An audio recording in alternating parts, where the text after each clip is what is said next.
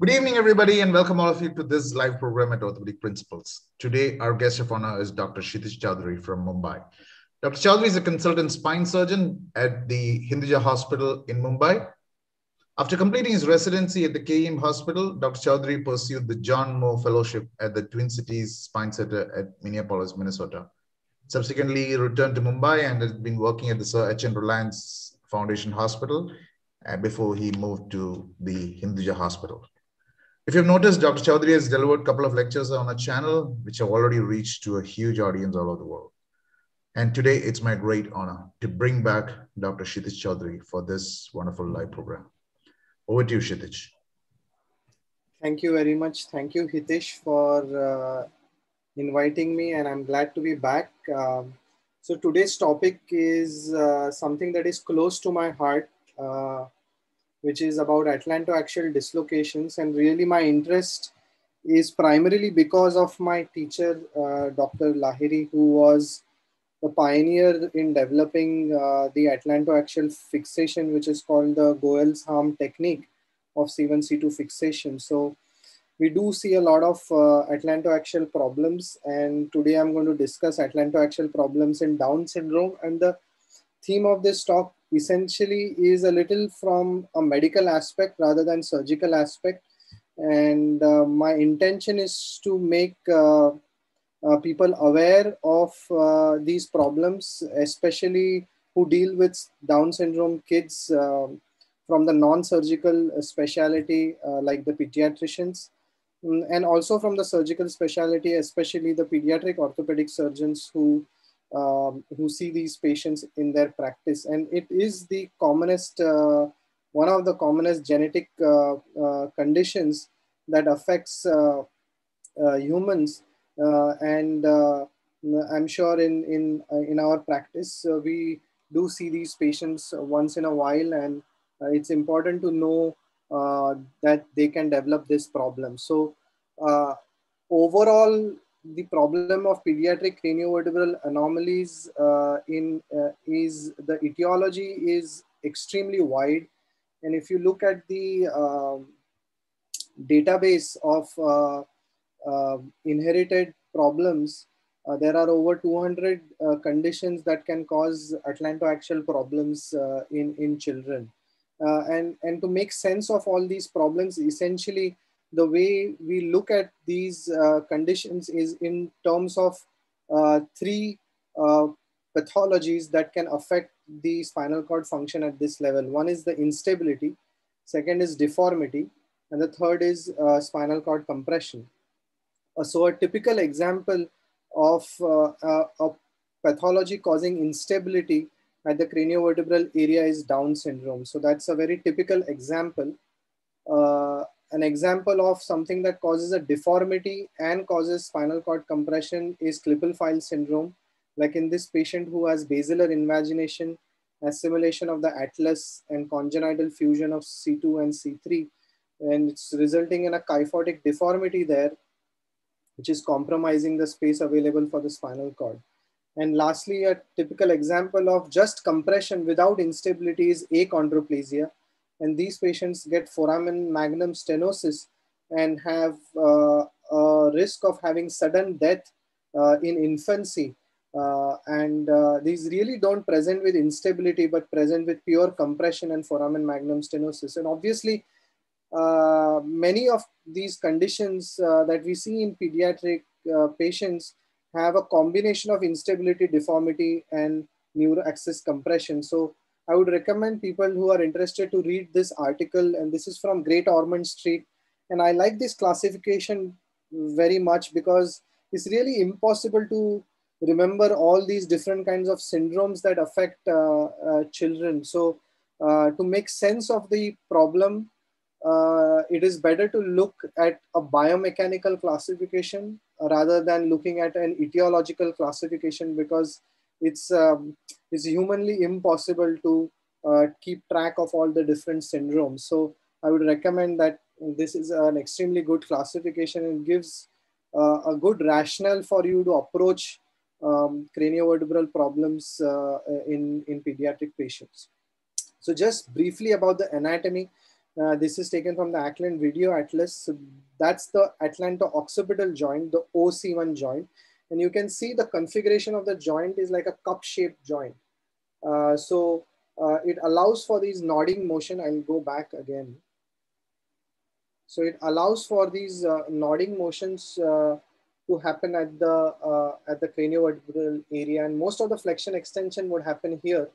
But this configuration is important to remember. This configuration is what is keeping this joint stable. So it's almost like a ball and socket joint, whereas the Atlanto-axial joint, the C1, C2 joint, is a pivot joint, and the surface of the C1, C2 joints are biconvex. That means you can imagine the inferior facet of C2 is convex, and then the superior facet of C2 is also convex. So it allows for very easy gliding motion at the C1, C2. And this essentially makes this joint very, very unstable. So the C1, C2 joint does not have an inherent bony stability like the OC1 joint. And most of the stability at the C1, C2 joint is maintained by ligaments rather than by the bony configuration. And if you remove the tectorial ligament, you are going to see a very strong horizontal ligament running across behind the odontoid process, which is called the transverse ligament, as you all know. And the origin of the transverse ligament is here on the C1, on the atlas. And that ligament is what is keeping the C1 over C2 and preventing the forward subluxation of C1 over C2. And from this horizontal transverse ligament, there is a superior band which goes up and goes to the clivus. And there is an inferior band which merges with the posterior atlantoaxial ligament. And this structure is called the cruciate ligament. It looks like a cross. That's why it's a cruciform ligament. And this is an extremely strong structure which is responsible for the stability of the C1, C2. And once you remove that cruciform ligament, you see these two huge ligaments. These are called the alar ligaments, and they originate from the occipital condyles and insert into the odontoid process. And these are really accessory ligaments that restrict rotations at the C1, C2, but you can see how massive they are. And this is a sagittal cross section, just so that you can appreciate, that's the tectoral ligament, and so that you can appreciate how thick the transverse ligament is. So the key point or the key message from these anatomical videos is the occipito-cervical joint stability is because of the bony configuration of the occipital condyle with the superior facet of C1, whereas between the C1, C2, the stability is maintained by the ligaments. And we all know that Down syndrome kids are at a neurological risk, and this neurological risk is primarily because of an atlantoaxial subluxation or dislocation. And the reason for this is that these patients are born with ligament laxity. As you all know, Down syndrome is the most common reason for it is trisomy 21. And somehow this messes up with the collagen synthesis, particularly collagen number 6. And that's an important component of ligaments, which because of which these patients are lax, and they are really floppy babies, as you all know. And that's why this ligament laxity predisposes their joints to be unstable. But in addition to ligament laxity, they also sometimes have bony anomalies that adds to this instability. And the most common bony anomaly that we will see in Down syndrome kids is called os odontoideum. And essentially this means that the odontoid process has not fully fused with the C2. That was actually the original theory that during development, the odontoid process does not really fuse with the C2 body, and that's why the appearance of a smooth ossicle there instead of having an odontoid process. But it really has been disproved. Some people think that it is a traumatic injury, that there is an odontoid fracture because of some trauma, and then it goes into non-union, and that's why it looks well-rounded without any jagged edges. But more and more the prevailing opinion or the theory that people think what happens is that it's the instability or the ligament laxity that predisposes patients to develop os odontoideum in Down syndrome. And that's because of the ligament laxity, there is pre-existing instability at that region, and it puts a lot of stress on the cartilaginous bone or cartilaginous odontoid process as it is developing, and it prevents the ossification, and that those stresses are responsible for this odontoid from not developing normally. As you can see, really, if the first theory was true, you wouldn't see this scar here, because that's the rudimentary epiphysis. But so it's not really the odontoid process that is not fusing with the C2. It's really a instability issue that is preventing ossification of the cartilaginous odontoid process. So we still don't know whether it's that chicken or the egg conundrum here. But whatever it is, presence of an os odontoideum obviously makes the C1 C2 joint extremely unstable, because you no longer have a peg. Even if you have an intact transverse ligament, you no longer have a peg which can hold the C1 together in its position, and this whole thing can sublux forward, compromising the spinal cord. So presence of os odontoideum along with along with ligamentous laxity is kind of a big red flag in development of instability at this region. So the definition of atlantoaxial dislocation in Down syndrome is defined by the atlanto-dense interval, or the ADI, which is drawn here. And depending on what definition you use, the incidence of atlantoaxial subluxation in Down syndrome is anywhere between 10% to 20%, or sometimes even higher if you use a more lower threshold as a cutoff for ADI. But really 10 to 20% of Down syndrome kids do not develop a spinal cord problem. It is quite rare for a Down syndrome kid to develop a spinal cord issue, that it's somewhere the incidence is between 1 or 2%. And we'll come to the reasoning behind, or the explanation why a smaller percentage than what is radiographic instability patients develop neurological problems.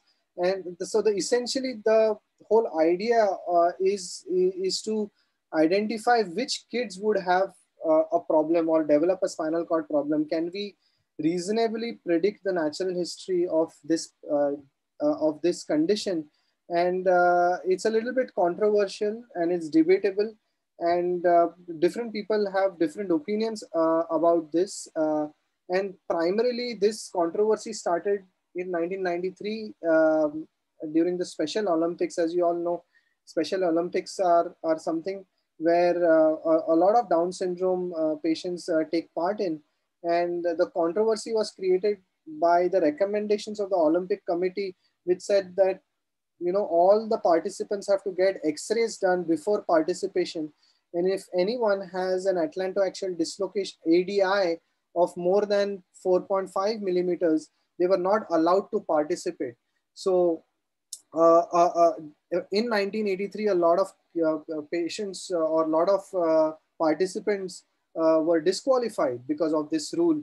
And later on, it was as more evidence accumulated, people found out that ADI is not really a good predictor of a spinal cord problem or symptoms in Down syndrome patients because of a craniovertebral problem. And these are the three primary reasons, as we'll discuss more in detail. So there was a big controversy because of this, and the primarily is because there is no real agreed definition of what should be the cutoff for ADI in the literature. There are papers which mention 4 millimeter as a cutoff, and even I have seen papers which say 7 millimeters as a cutoff.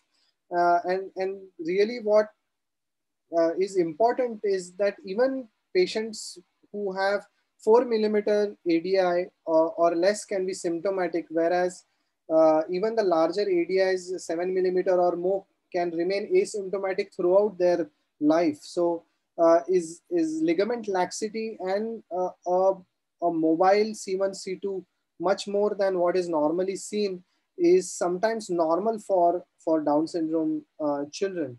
And this study done in 1997 took a cutoff at 4 millimeters. They had 84 patients, and you can see 17 patients had subluxation, but 12 patients were asymptomatic and did not require surgery. Now, 67 patients had no subluxation. That means they had an ADI of less than 4 millimeters, but 18 patients were symptomatic and went on to have surgery, which means that even patients with less than 4 millimeter ADI can be symptomatic and can require surgery. So this is an example I've taken from this paper here published in 2020. This is a child who got routine x-rays done at the age of 2, and the ADI here is 2 millimeters. As you can see, the C1 is not subluxing over C2 at all.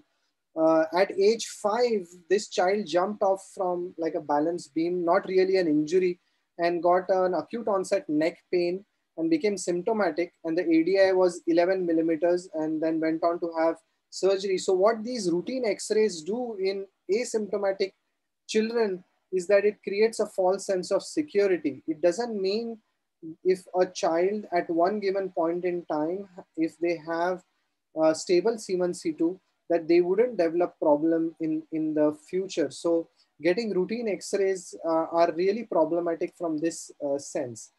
The third and the last point is that ADI is not really reproducible. So this study in 1991 took 6 children and did their flexion extension x-rays 10 minutes apart. And when they did these x-rays, they found that these measurements were not consistent, even if the x-rays were done 10 minutes apart. And it was not really a reproducible measurement of instability. So what the current guidelines say that they do not really recommend getting routine radiographs for asymptomatic children. Down syndrome kids who don't have any symptoms do not require a routine radiograph and a flexion extension X-ray. And this has been recommended by the UK Down Syndrome Medical Interest Group as well as the American Academy of Pediatrics. And then obviously the Special Olympics also recanted their original recommendation. And now from 2015, that's no longer the requirement to participate in Special Olympics.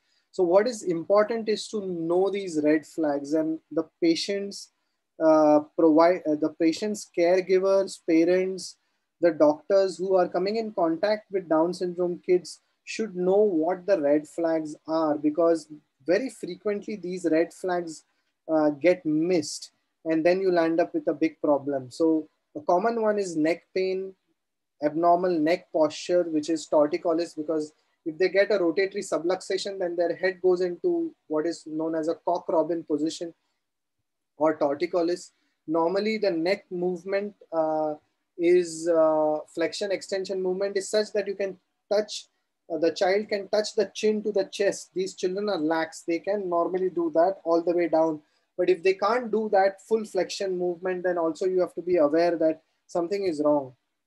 And obviously development of spinal cord problems will lead to deterioration of gait, frequent falls, easy fatigability on walking, and also deterioration of manipulative skills, holding objects in their hands and dropping things. So all these are red flags which require an attention of the pediatrician or from the orthopedic surgeons. The other issue commonly is faced by doctors is during anesthesia and ENT procedures for Down syndrome kids. And what is recommended is that any Down syndrome kid undergoing anesthesia should have a careful history and examination with respect to the red flags, identify subclinical myelopathy if they have any. But really routine radiographs before all types of anesthesia are not really recommended in the absence of red flags. So if you have an asymptomatic child with respect to the neck, then you don't really have to get radiographs before anesthesia, except if your surgery involves surgery on the neck region or the ENT or any ENT procedures which require extremes of neck positions. Sometimes some of the ENT surgeries like tympanoplasties and all require the child to be positioned in extremes of rotations or extremes of extension. And in those patients, probably it might be wiser to at least get a clearance from orthopedics or get x-rays. And all this is really controversial because uh, some people do recommend getting routine x-rays before any kind of procedure or anesthesia, cervical spine x-rays before before giving these children anesthesia. But it's not really the recommendation or the guideline at present. With respect to sports, again, asymptomatic Down syndrome kids should be allowed normal sporting activity. They should not have that kind of a restriction and do not require to undergo routine x-rays. But definitely before allowing to participate in sports, they should have a thorough examination and a lookout for those red flags. And obviously younger kids always should be supervised during their sport. But specialized sports like gymnastics or similar sports which have a higher risk of injury than the guidelines, especially in competitive sports, are according to what the governing bodies for those sports are recommending. And at present, I have looked up in UK, at least they don't recommend routine x-rays, but it is taken on case-to-case basis. So they give more importance to the red flags. And it's important when you are in contact with these Down syndrome kids to discuss with the parents at least twice yearly what the red flags are so that they remember what they are. Discuss with them that anytime they require anesthesia or some ENT surgery, positioning of the neck and all would be very important. If the child develops red flags, contact the pediatrician immediately. And if a pediatrician is seeing Down syndrome kids during their well child visit, then they should know how to examine the cervical spine, check for neck range of motion, identify if they have any head tilt, ask for neck pain, do a physical examination for myelopathy. And obviously, if they do find that the child is symptomatic, then it is imperative that they get x-rays and do an appropriate referral, because it's important to pick up these kids in time. And essentially, these children will have two types of instabilities. So the commonly known instability is the C1, C2 that everybody knows. But along with C1, C2 instability, Down syndrome kids can also have occipitocervical instability. And that's really because these children can have very flat occipital condyles. If you remember in the video, we saw that the stability of the OC1 joint is really because of the configuration of the occipital condyle with the C1 being like a cup shape. So it doesn't allow that much of subluxation there because of the bony configuration. But if it's really flat like this, you can see on the X-ray, then and then the OC1 joint can sublux. And that's why the instability in Down syndrome is better called as cranio-cervical instability rather than atlantoaxial instability. So it's important that we remember that they can have accompanying OC1 joint instability. So I'll end with two examples. This is an 8-year-old girl. She developed torticollis about 1.5 months, 6 weeks duration, had neck pain. She did not really have injury and she did not have any myelopathy. It was picked up by the pediatrician who referred the child. We got x-rays done. You can see on the x-rays that there is a very big subluxation and a rotatory subluxation. And you can see the spinal cord compression. So if you really look at the MRIs and there is a subluxation and the patient has no myelopathy, then you can see that there is stenosis here, and critical stenosis is defined by anything less than 14 millimeters, because the size of a spinal cord, even in a child, I mean, a child's spinal cord is the same size as that of an adult. It is about 13 millimeters. So Anything less than 14 millimeters is going to compromise the spinal cord at that level. So even if the child does not have myelopathy, if the space available for the cord is less than 14 millimeters, that is an indication for doing surgery.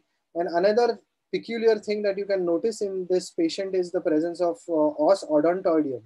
So you can see that this child has this ossicle of bone here. The odontoid process is not fully formed, and that and it is also responsible. So more often than not, when you see Down syndrome kids who become symptomatic, more often than not, they would have os odontoideum. So a presence of os odontoideum is kind of a major red flag in development of instability in these children. And here you can see we have done a C1, C2 fixation with a good result in this child. And this other patient, second patient, was a 6-year-old boy, a younger child, had neck pain for about 1.5 years.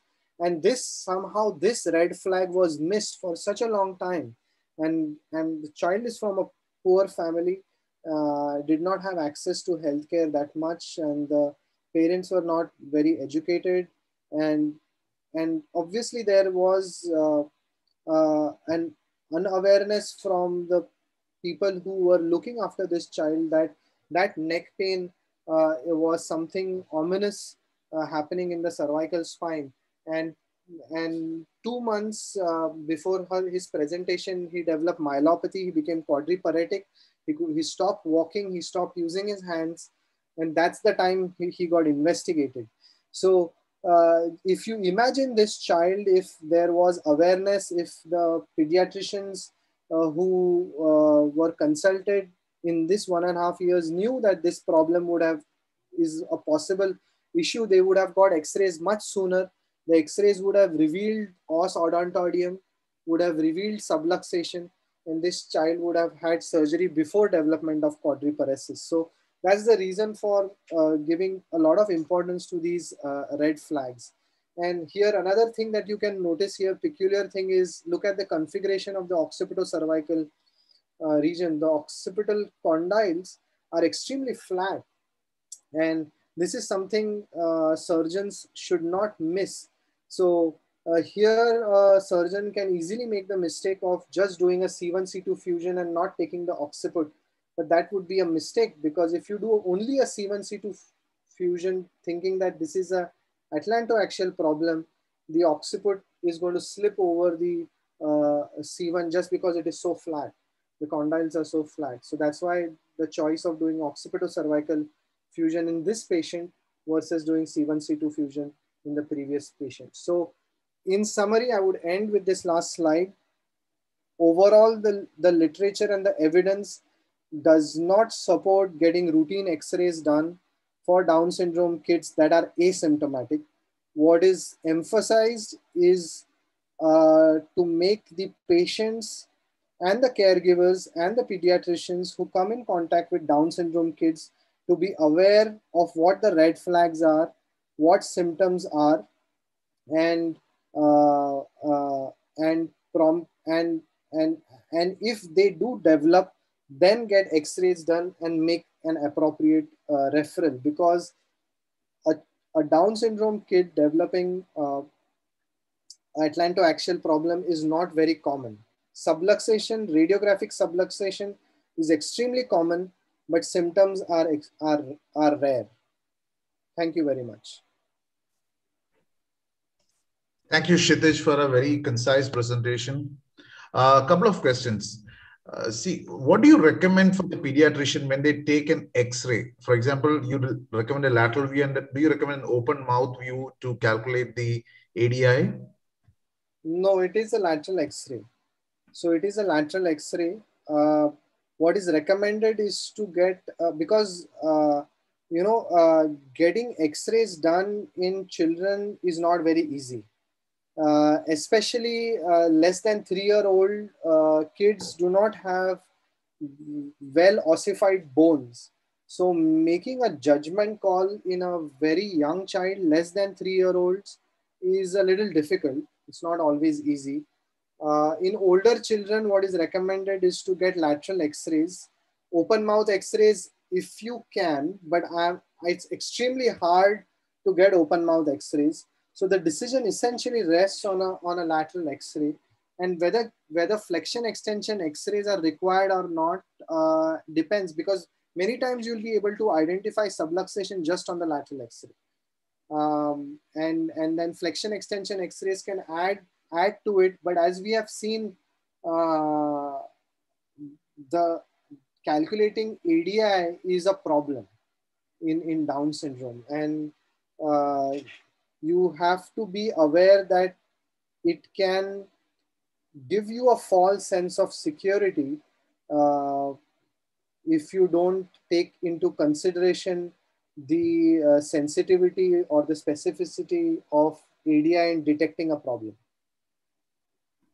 Thank you, Kshitij, for that. And on a different note, do you take, even when you suspect on other cases, Atlanto-axial instability, do you take an open mouth view always? And how do you interpret? Is it the asymmetry between the two spaces? So we do take open mouth X-rays. So the asymmetry between the lateral masses of C1 essentially tells us about the integrity of the transverse ligament. So if your transverse ligament is ruptured, what is like a traumatic injury, like a Jefferson's fracture or something, where the ring is broken and your lateral masses can get splayed out, then if the lateral subluxation or the overhang, if you add up and it is more than 7 millimeters, then it is supposed to indicate a disruption or an instability. But the problem with this is that it is not very indicative. The reason is that many times patients who have such kind of a problem, their bones can recoil back into position. So they don't need to remain subluxed. So in traumas, many times the lateral masses sublux and they recoil back into their position, even if they have a full rupture. So the sensitivity of that measure is not very great. So it is not something that is used in isolation for determining instability. It is something that is corroborative, but by itself, somebody having it normal doesn't necessarily mean that they don't have a C1 and ring disruption, C1 ring disruption. It is not very accurate. Thank you, Kshitij, for that. And you mentioned that a subset of patients have radiological abnormality, but clinically they're fine, right? So how do you approach them? So that's the thing. The natural history studies, at least whatever we have right now, have shown that just subluxation at the C1, C2 does not always mean that they will become symptomatic. Some studies have even shown that as the Down syndrome kids become older, they get stiffer and their subluxation reduces. So unless they get symptomatic or their space available for spinal cord, which is the back part of the measurement, the ADI is the front part. The posterior to the odontoid to the posterior arch, if it is less than 14 millimeters or 13 millimeters, that is critical stenosis. So if that is something that is found, then maybe you might keep a closer watch or recommend surgery for these children. But otherwise, it is something that is not very clear, or at least it is controversial. Some people say that you should, some people say that you shouldn't, because it might lead to too much surgery, you know. Like I said, the incidence of subluxation depends on what cutoff you use, is 10 to 20%, and by far 10 to 20% of Down syndrome kids do not require C1 C2 fusions. So it's a much smaller fraction than that. So why not a different way that you keep them on a regular follow-up, do periodic MRI and look for the SAC, the space available for the cord? Yeah, so it's not easy. In pediatric, doing repeated MRIs involves anesthesia. Okay. Right. So And none of the studies have borne out that doing routine X-rays or imaging has reduced the has changed the management of the patient in any way. So none of the long-term studies have shown that. So that's why the value in getting routine radiographic X-rays in asymptomatic kids, we just don't have the evidence. In spite of, you know, this big controversy since 1983, and over so many decades, none of the studies have shown that, and that's why these societies went back on their recommendation. They said that, okay, this is not helping us because as I showed you in that example, having a normal C1, C2 does not prevent you from getting a subluxation. So imagine that, you know, you have some kid participating in sport and you have a normal X-ray, doesn't mean that that child is not going to get injured. So, and the injury rates are no different from normal kids. None of the studies have shown that they are different. So that's why it's not recommended. Thank you, Kshitij. I think that's all. Guidelines might change in the future, but that's the evidence right now. Thank you. Kshitij, I think that's all the questions that we have for this session. Thank you for yet another fantastic lecture. And I'm sure this is going to benefit a lot of people all over the world. Thank you so much for joining in. Thank you very much. Bye-bye.